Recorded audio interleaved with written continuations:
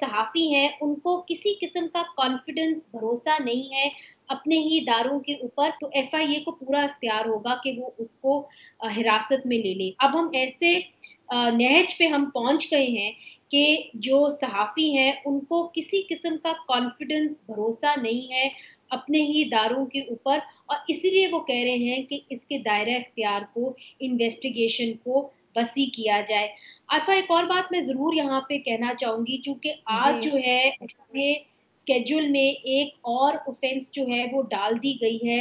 ताज़ीरात पाकिस्तान 505 के हवाले से। उसके बारे में मैं ज़रूर बात करना चाहूँगी, चूँकि अब एफआईए को पूरा इख्तियार होगा कि वो किसी को भी जो है अगर ट्वीट करे जो नाज़ेबा हो या उसके अंदर ऐसा ऐसा लगे कि वो किसी अदारे को टारगेट कर रहे हैं, तो एफआईए को पूरा इख्तियार होगा कि वो उसको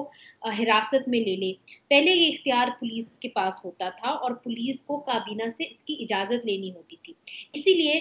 किसी को अरेस्ट करना एक ट्वीट के ऊपर जो उनको शायद अच्छी ना लगे या वो समझे कि इस ज़ुमरे में है कि it is offensive against institutions of Pakistan, वो नहीं कर सकते थे, उनको काबीना से इजाज़त लेनी होती थी। अब उनको खुली छूट दे दी गई है एफआईए को, और इसके जो असरात मुनीसा होंगे साहब